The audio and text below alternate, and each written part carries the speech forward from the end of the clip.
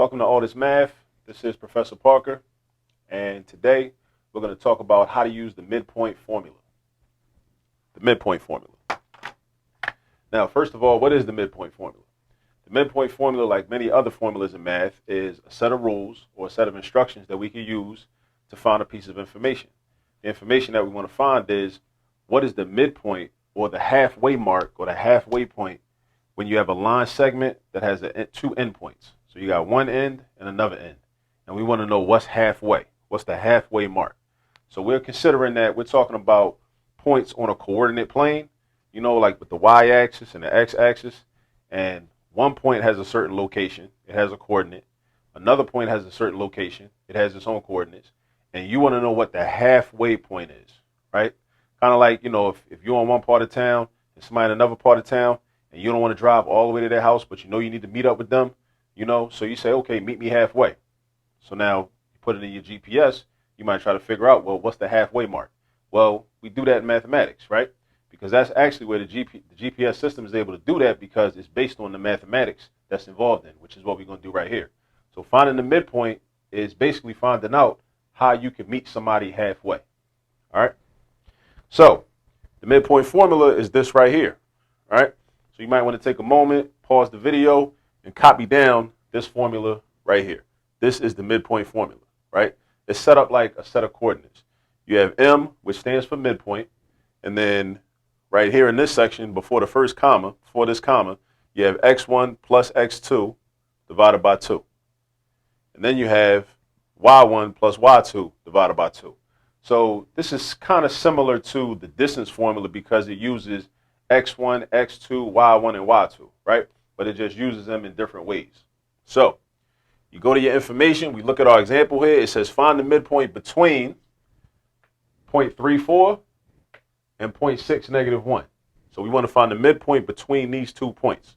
All right. So to make things easier, what I suggest is everybody always write down and document on your paper what is x1, what is x2, what is y1, what is y2. Always write that down first. I believe that it will make your life easier. Just write that down first. So this is my first point.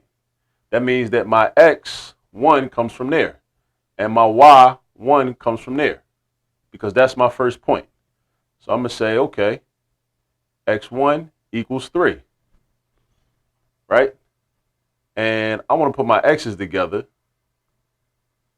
and my y's together. So I'm going to have x1, x2, and it don't really matter how you do your list. It's just how I suggest it, or I like doing it. Now, I know what my y1 is. My y1 is 4. All right? So my x and my y from my first point, those are my x1 and my y1.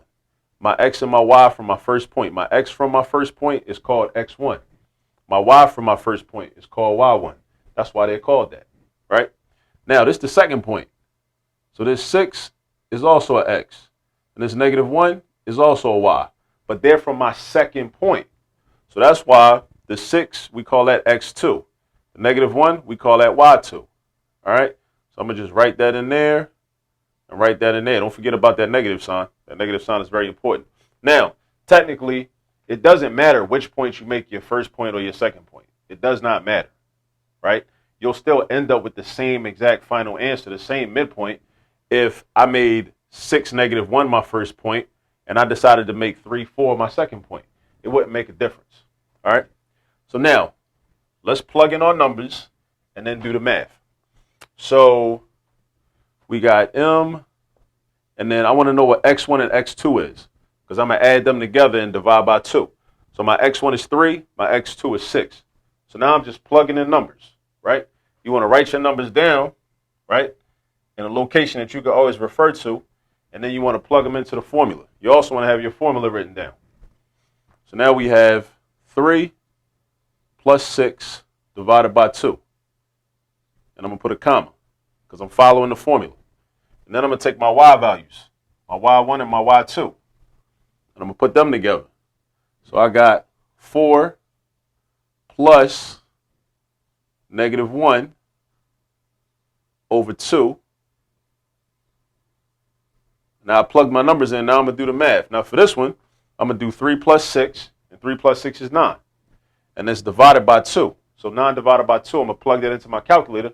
that's going to give me a decimal. 9 divided by 2 is 4.5. Just like if something was originally $9 and it was half off, or you divide 9 or you split $9 between two people, each person gets $4.50. $4.50 can be represented as 4.5, right? So 9 divided by 2 is 4.5. So that means my X value of my midpoint is 4.5 because 3 plus 6 divided by 2 is 4.5. All right. Now over here, 4 plus -1. I want you to remember, if you heard this before, refresh your memory, or if you haven't heard this before, adding a negative is the same thing as doing regular subtraction. Adding a negative, I'll say it again.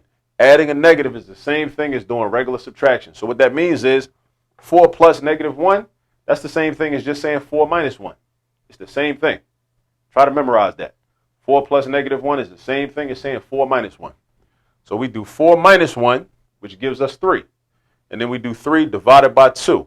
And 3 divided by 2 in our calculator, that's like splitting $3 between two people. Evenly, that is, right? You're not going to try to like take $2 and get the other person $1. We want to be fair. We want to be equitable. We want to split it evenly down the middle. $3 divided by 2 is 1.5. So you put your comma and you write 1.5. And that, ladies and gentlemen, is the answer, because that gives us the coordinates of the midpoint between these 2 points. So if you were on a coordinate plane, let's say you drew one, I'm not saying you got to do one now, but if you wanted to do one and then you plotted this point right here, it'll be 3, 4, be up here somewhere. And then you plotted this point right here, which will be over here and then down here somewhere. Your midpoint would be like around here. That'll be the midpoint. And that's roughly around where 4.5 and 1.5 would be, right? That's all that means. All right.